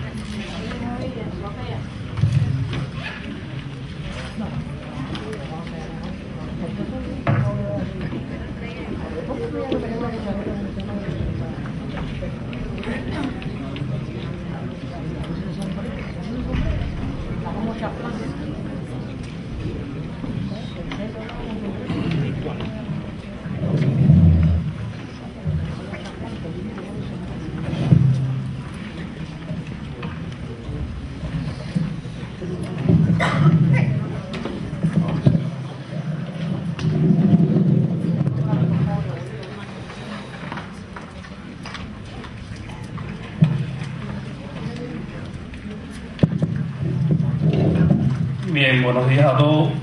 Tal y como nos había anunciado Aujín acá, es uno de los momentos más esperados de este habitual encuentro de la feria, el encuentro de editores y traductores. El tema de la presentación de la nueva norma ramal cubana, la 01 de 2015. Nos decía Aujín que efectivamente esta actualización, que también le llevó al equipo de trabajo un cierto tiempo, ha estado coordinado por Neida Izquierdo, Premio Nacional de Edición, que nos acompaña aquí en la mesa. Estuvo coordinando un equipo que también estuvo conformado por otros 3 compañeros. Rolando Víctor Malagón, también Premio Nacional de Edición y director de la editorial Arte y Literatura, por Luis Manuel de las Traviesas, que hoy por razones personales no ha podido estar con nosotros acá, y por quien les habla, Hermes Moreno Rodríguez, actual director de la editorial Gente Nueva. Quería, antes de iniciar, informarles de la presencia de Zuleika Romay Guerra, presidenta del Instituto Cubano del Libro, del vicepresidente editorial del Instituto, Juan Rodríguez Cabrera, que nos acompañarán en la presentación de esta nueva norma ramal. Sin más, un poco para hablar de qué ha sucedido en estos últimos años con la actualización de eso que ya tienen ustedes en su poder, les cedo la palabra a Neida Izquierdo. Buenos días. Bueno, quizás no todos ustedes sepan que nosotros comenzamos en este trabajo en el 2009, pero en ese mismo año después anuncia la Real Academia Española que van a tener una nueva ortografía y una nueva gramática con grandes modificaciones. Nosotros entonces estuvimos investigando en otras cuestiones relacionadas con la norma, pero esperando también a ver qué era lo nuevo que nos iba a dar la Academia Española de la Lengua, que es la que rige a la Academia Cubana también de la Lengua. Entonces, esta ha sido pues una larga tarea de investigación de este grupo, y también nos basamos en una norma que existía del 2005, una norma que muchos de ustedes pues han de tener y que han trabajado con ella, que esa norma pues también salió de una norma ramal que existía del año 88, en la que también habíamos trabajado algunos de los que estamos en este equipo. Luego después trabajamos para la del 2005, que finalmente también pues muchos de ustedes se habían quejado de que si faltaban cosas, tenía algunos problemas. En esta pues hemos tratado de subsanar los errores de la otra, o no los errores, lo que no estaba en la otra, pues tratarlo de incorporar en esta norma que hemos hecho consultando pues al IBI, a Metrología y Normalización, quien nos facilitó las normas ISO internacionales que existían sobre el tema, y al Instituto de Literatura y Lingüística y a la Real Academia Cubana de la Lengua. En ese tiempo, bueno, pues también en algún momento se le transmitió, se les mandó el documento que ya teníamos a las editoriales para que nos dieran sus opiniones sobre ese trabajo, qué creían ellos que podía ser útil que se tratara sobre en lo que en sí era nuestro trabajo, que faltaba o que quizás cosas con las que no estaban de acuerdo. Todas esas solicitudes de aquellos que respondieron, pues nosotros las atendimos. En lo que procedía, pues lo respondimos ampliamente. Había otras cosas que, bueno, pues no procedían, y porque eran particularidades de las editoriales, que eso ellos lo pueden tomar como una norma quizás de esa editorial. Y así, pues hemos hecho esta norma dando todo lo mejor de nosotros, de nuestro conocimiento, para que quedara pues redactada también en los términos que cuando se vaya a presentar como norma cubana, pues acepte la redacción, puesto que hay unas características para redactar una norma. Hemos tratado pues de abarcar todos los temas que pensamos que se tratan dentro del libro, dentro de las editoriales, con las características de cada una. Claro, ya cada una también puede tomar su norma, pero basándose también en esta. Esta norma ramal fue firmada al serle presentada por nuestra presidenta Zuleika Romay Guerra, para que pues se ponga en vigencia a partir ya de que ustedes la tienen.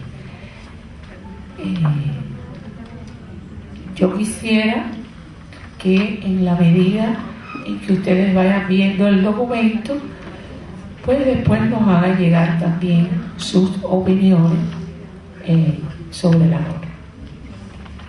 Le voy a pasar la palabra a Malagón a Víctor, quien va a hablar también del trabajo de la norma.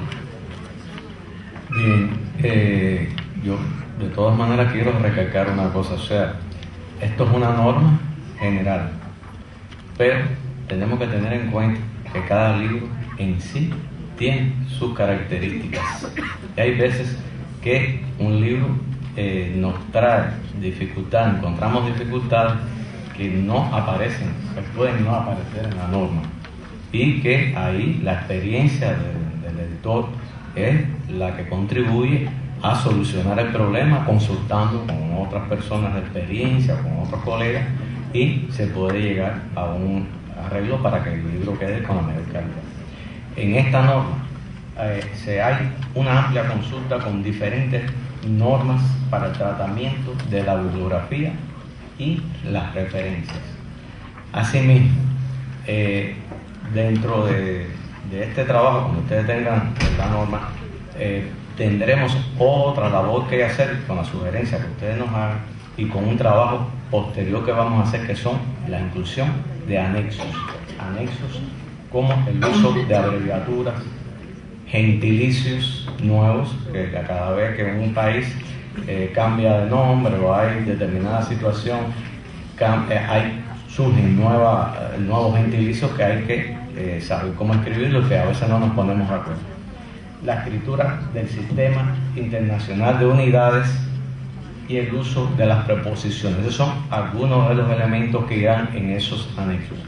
Asimismo, podremos encontrar en esta norma otros elementos que ayudan a editores que comienzan en el oficio y que permiten actualizar los conocimientos o los nuevos elementos que los editores con más experiencia pueden ir incorporando como una especie de reciclaje, porque esto va a estar en constante cambio y actualización. O sea, esto es lo que tenemos hasta el momento. Puede ser que dentro de un año, dentro de 2 años, la academia vuelva a hacer nuevos arreglos, y son cosas que tendremos que tener en cuenta y que vamos a incorporar en la norma. Sí, bueno, como hemos escuchado, lo que tiene en la mano primero es una presentación preliminar de la norma ramal. Ya después se le entregará oficialmente, ya en otro formato, esa norma, esta norma de la que estamos hablando. Todos conocemos que la norma por sí sola, como decía Malagón, no garantiza la calidad del libro, ayuda a la calidad del libro, pero es el editor, es la experiencia, son las consultas con otras normas también, con otras publicaciones, las que realmente determinan el tema de esa calidad. Como ustedes podrán apreciar, desde la que surgió en el año 88 a la actualización que se hizo en el 2005, transcurrieron 17 años. Después del 2005 a lo que está ocurriendo hoy aquí, transcurrieron 9. Bueno, o 10 años, sí, lo que, claro, estamos en el 2015. Pero es objetivo de la vicepresidencia editorial del instituto, por supuesto, acortar estos plazos de actualización. Por lo tanto, la norma, como bien dice el vicepresidente editorial, es un ente vivo, es un ente que se irá actualizando. Solo tengamos en cuenta de que constantemente la Real Academia está incorporando nuevos vocablos, haciendo cambios, y por lo tanto la norma está sujeta también a todo este tipo de cambios que van ocurriendo en otras normas.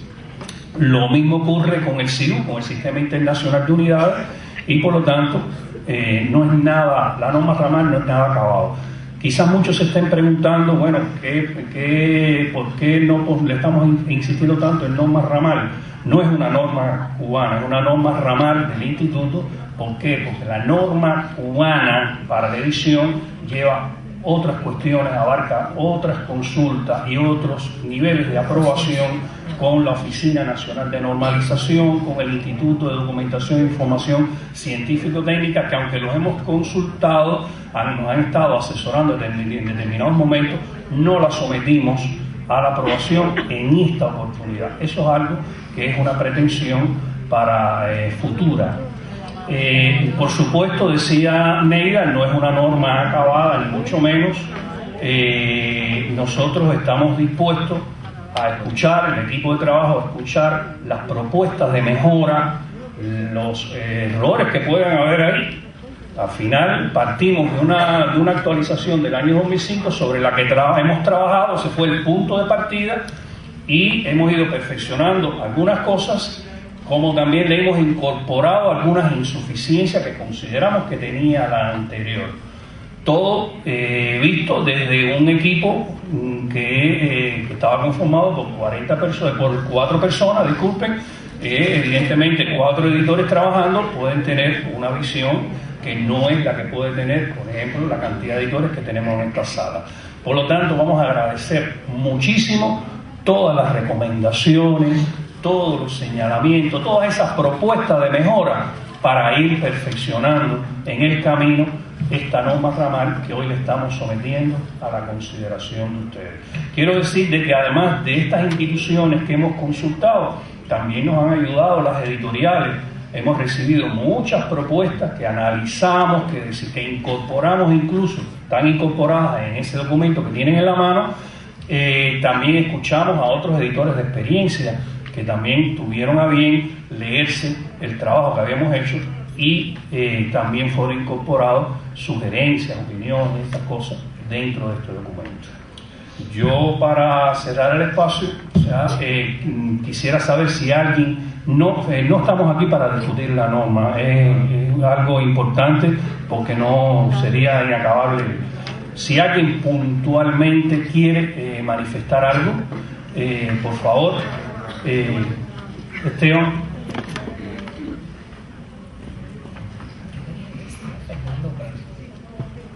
Primero, felicitar a los compañeros que han trabajado tan puntillosamente.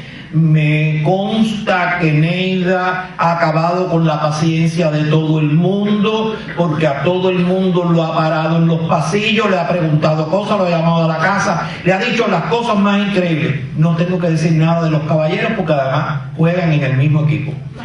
¿Dónde está el asunto? Creo que estamos en el mejor momento de la norma y que por lo tanto podríamos pensar entre todos. Tú decías de las casas editoriales, yo pienso que estamos en el mejor momento de pensar, aparte de que hagamos la norma, en el manual de edición. ¿Por qué? Porque ahí tenemos a Baujín, que podrá desmentirme si yo digo que la Universidad de La Habana lo que usa es APA. Y entonces tenemos que decir que la gente de medicina utiliza Vancouver y utiliza no sé qué. Y entonces yo pienso que aunque no lo podamos hacer en soporte papel, porque sería ir contra la realidad crítica que tenemos con el papel, sí creo que entre todos debemos preparar un manual de edición que tenga todas las variantes posibles, porque lo que más me preocupa es cómo formamos a los nuevos editores. O sea, cómo es que nosotros vamos a hacer que el sector, no voy a decir nada acerca de las pepillas y los pepillos que integramos este sector, sino de los muy jóvenes que debieran tener al menos un manual como tal, donde eso que estaba diciendo Malagón, que a mí me parece excelente, que es que podamos poner los gentilicios, que podamos poner las últimas cosas de las abreviaturas, etcétera, etcétera. Yo que imparto edición en la universidad, me doy cuenta que hay preguntas muy puntuales desde todas las facultades acerca de cómo se resuelve esto y cómo se resuelve lo otro. Por supuesto, nosotros no vamos a poder resolver los casos específicos de la edición de un libro, porque la edición de un libro es potestativo de cada casa editorial y de las normas que aplica y después de los recursos técnicos que tenga ese editor. Pero sí al menos tener un manual donde todo lo que tenga que ver con el campo de la edición, estemos nosotros de acuerdo o no estemos de acuerdo con esa norma, pero son las que se aplican internacionalmente. Porque estoy pensando que nunca hemos podido publicar en español el Chicago Manual of Style, que es uno de los documentos rectores de la edición en el mundo entero. Y entonces, más allá de que nosotros podamos hojearlo en inglés o no, sería muy práctico tener una traducción interna, para no tener que pagar derechos de autor, una traducción interna que los interesados y que a los que les competa esa norma puedan usar. Y reitero de nuevo la felicitación de que, con todas las dificultades que toda norma puede tener, esta es superior cualitativamente a todas las anteriores que hemos tenido. Gracias. En esta parte, en lo que es la bibliografía, nosotros damos pues la posibilidad, los que hacen libros de medicina y sobre todo libros para especialistas que vienen con la norma de Vancouver, pues por favor no cambiar esa bibliografía, porque ese libro va dirigido a los médicos y hablamos ahí de la norma de Vancouver, hablamos de la norma APA, pero digitalmente yo las tengo. La de Vancouver actualizada, porque ellos también se han ido actualizando, y es una norma horrible con la que no estamos en nada de acuerdo, pero es la de ellos, es la que ellos usan. Entonces, por favor, hay que respetársela, y sobre todo cuando se hace un libro de medicina. Y la norma APA, que es excelente y que, bueno, a mí me gusta, ¿no? Y para las notas también, de la forma que las tiene, todo, bueno, pues también damos esa posibilidad. Así es que, y las tengo digital, si alguien después las quiere, pues que se pueden incorporar en ese manual del que tú hablas, y se pueden incorporar también en una norma pues más amplia que tenga. Una compañera levantando la mano. Elizabeth. Elizabeth Díaz. Yo me sumo a la felicitación que hizo Esteban. Realmente es un trabajo tremendo el revisar una norma y volver otra vez a imprimirla y entregarla a todas las editoriales, ¿no? Y una responsabilidad muy grande. No obstante, yo quiero hacer una sugerencia. Hojeando la norma ya yo vi algunos errores que incluso son de edición. Está puesto cómo se debe decir de una manera y a continuación el ejemplo está mal puesto. Yo pienso que debe, antes de que ustedes lo pongan en el otro formato y se vuelva a repartir, debe ser revisado por un editor, hasta desde el punto de vista de edición, por un editor que no sean ustedes. Ustedes saben que cuando uno escribe algo, no debe uno revisarlo, sino debe ser otra persona, porque el ojo se acostumbra a ver los errores, ¿no? Y no los ve. Entonces yo sinceramente, y para ayudar, ¿no?, a esto, yo sugiero que lo vea un editor y que estos errores, me han señalado otros compañeros, otros errores que vienen, lo subsanen antes de que lo hagan en otro formato. Y por supuesto, es una norma que se puede enriquecer y que se debe revisar cada año, ¿no? Porque por supuesto hay cosas de la Academia Real que están cambiando continuamente, que se aportan palabras nuevas que entran al diccionario. En fin, eso es lo que quería decir y felicitarle. Gracias, Elisa. De todas maneras, anoten por favor el correo que les vamos a dar para todas las sugerencias, las propuestas de mejora, nos las envíen ahí.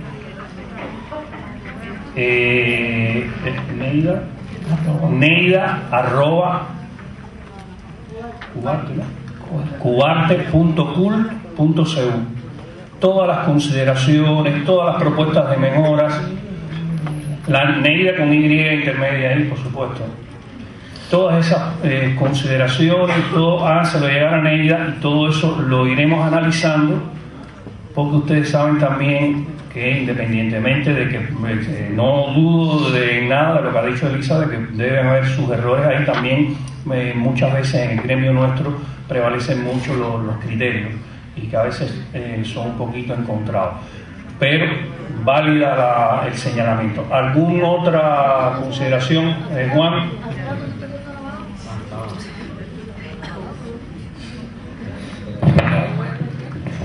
Yo quería aprovechar la oportunidad para decir que no recuerdo en los 10 años que llevo en el Instituto del Libro haber participado en la confección de una norma, el tiempo que nos hemos estado en esta, a partir de lo que explicaba Neida y a partir de que nos propusimos que no fuera el grupo de trabajo que se ha dicho aquí que ha estado trabajando intensamente, sino que se sometiera a la consideración de las editoriales, de los premios nacionales y de personas que no siendo premios nacionales pues tienen una amplísima experiencia en el sector y que bien merecen también ser premios nacionales. Nosotros hace más de un año que se le entregó a cada editorial del país digitalmente disco para que en la medida de lo posible pudieran hablar de lo que se proyectaba, pudieran tener criterios y pudieran remitir los criterios al centro que está trabajando este tema hace más de 2 años. Déjenme decirle que este método, que no es un descubrimiento, que ojalá que todos lo pudiéramos hacer así con ese tiempo y con la posibilidad de que todo el mundo opinara, pues dio resultados maravillosos. Hubo muchas editoriales, casi siempre son las mismas, ¿no? Las que más opinan, las que más ayudan, y otras pues se dedicaron a, desde hace más de un año, pues ir aplicando lo que ya de esa norma valía la pena aplicar porque estaba muy claro y muy preciso. Creo que está terminando una etapa. Hay que decir que esta observación que hacía Elizabeth tiene toda la razón. Nosotros hace 2 días que sometimos a una comisión de expertos este documento que ustedes tienen y le hicieron alrededor de 30 recomendaciones, algunas que son del tipo que decía Elizabeth y otras que son discutibles. Por tanto, la norma que no va a tener discusión nunca va a ser posible. No obstante, esto se le dio para que tuvieran algo en la mano y no presentar una norma sin nada en la mano.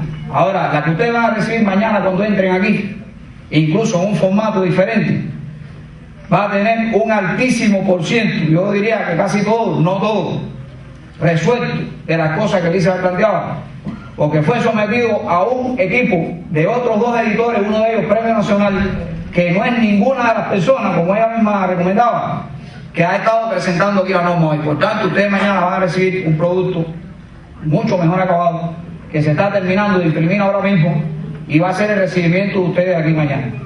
Claro que ese documento lo más perfeccionado posible, cada provincia y cada editorial también lo va a tener digital, porque seguramente van a pretender utilizarlo en todo el trabajo y con una copia no se va a resolver el problema. Eso también nos toca a nosotros.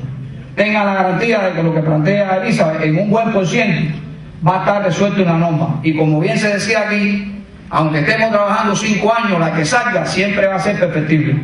Y siempre va a haber algo que una editorial lo hace de una manera y la otra editorial lo hace de otra manera. Porque no es lo mismo un libro que está hecho para la docencia que un libro para el público. Ustedes saben mejor que lo que yo estoy diciendo aquí, que todos estos asuntos son a veces discutibles. Claro, cada editorial en el marco de la norma tiene sus especificidades, tiene sus condiciones, tiene su historia, y siempre se ha dicho que cada editorial, bueno, asume lo que de esta norma puede ser asumido y tendrá en cuenta siempre sus especificidades y sus características. Pero de verdad que Neida no va a decir aquí, creo que me toca decirlo, que no solo mandamos un disco para la provincia. Nosotros desde Pinar del Río hasta Guantánamo hubo intercambio con los editores, hubo intercambio con las personas que deciden lo que se hace en el libro, se escucharon opiniones, se discutió, dimos talleres en todo el país, creo que como nunca para ninguno de los restantes 17 procedimientos que hoy están aprobados en el Instituto Cubano del Libro. Así que me sumo a la felicitación al equipo, y no solo al equipo, sino al gran equipo nacional que ha aportado muchísimo para que esta norma se parezca a la norma que todos queremos. Gracias, Juanito. Me quedaba por acá Norma Suárez. Otra norma. ¿Cómo voy a hablar? Ya no iba a hablar ya. Ya estaba brava. Esta no es Ramal, esta es Suárez. Ya estaba brava. Llevo 1 hora haciéndose.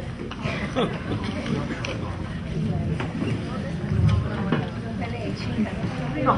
Bueno, yo, Pilar Jiménez me recordaba que en el 80 yo participé en la norma que se hizo. El equipo literado, Chávez, Traviesas, Gladys Alonso. Yo soy una apasionada de las normas. Y yo quería felicitar muy grandemente a todos ustedes porque yo sé el trabajo que cuesta hacer una norma. Pero aparte de eso, hace muchos años en la editorial, yo era la jefe de redacción y cada vez que vi un autor, el jefe, que no sabía nada, me ponía a entrevistarme con el autor para yo explicarle en qué consistía su presentación de un original. Esto a mí me dio la idea, e hice una pequeña cosa, normas para la presentación de originales a una editorial, y Pampín, que es una gente maravillosa, hizo un pequeño folleto donde yo ponía las características de los adverbios, esto, aquello, lo otro, y se hizo un manualito muy pequeño, muy elemental, donde yo me planteaba, bueno, ¿cómo yo puedo hablar los tiempos de trabajo? Porque yo soy una enferma a la hora del tiempo de trabajo, para que cuando mi editor me coge el libro, no tenga que trabajar cosas elementales, como el problema de la coma, cosas elementales que el autor debe saber. Eso me dio a mí un resultado tremendo, porque cuando el original me entraba con muchos problemas resueltos ya, y yo quería plantear que más adelante, cuando ustedes consideren un pequeño folletico, pero muy elemental, donde se le plantea incluso las normas de corrección, para que el autor, cuando tenga el original, lo tenga lo mejor posible. Eso es todo. He dicho. Gracias, Norma. Pilar.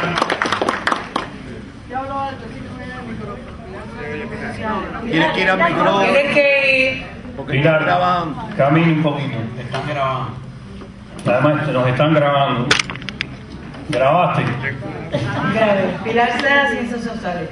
Yo quería simplemente también unirme al grupo de personas que felicitan a este colectivo y quisiera simplemente ubicar que en el momento actual de nuestro desarrollo, donde la computadora y lo digital es parte sustancial de nuestra labor, yo quisiera que en esa norma aparecieran esas condiciones que están ausentes en esa norma, donde parece que estamos editando en el tiempo en que se usaba la galera y la caja, etc. Por ejemplo, un ejemplo simple, se dice que la referencia a la nota se pone con 2 puntos menos que el puntaje del cuerpo de texto. Si yo estoy usando 11 puntos y pongo la galera, pongo el número, en 9 puntos, cuando la computadora lo ponga, lo que se va a ver es un mosquito.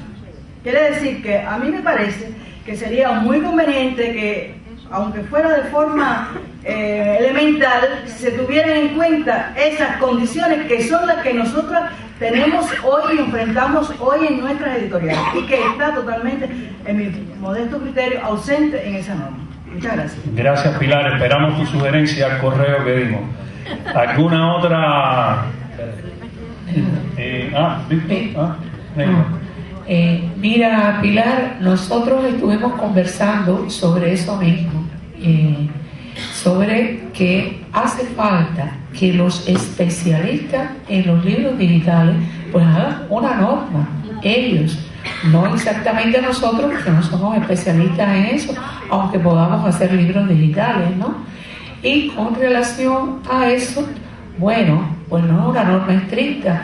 Tú, pues se supone que la nota al pie pues va en un puntaje menor que el cuerpo del texto, pero si tú ves que esa nota al pie te va a quedar con como tú dices, con una letrica que no hay aquí en la LEA, pues por favor, uno lo hace con un puntaje un poquito mayor, que sea leíble, no solo legible, sino leíble, ¿no?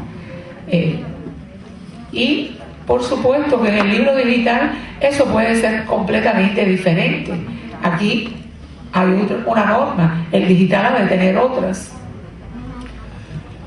Bueno, si nadie más desea pedir la palabra, entonces yo cierro esta parte del programa recordándoles que esta norma es de todos y para todos, que esperamos con ansiedad todas sus recomendaciones, todas sus propuestas de mejora, y tengan la seguridad de que van a ser atendidas con la mayor atención posible.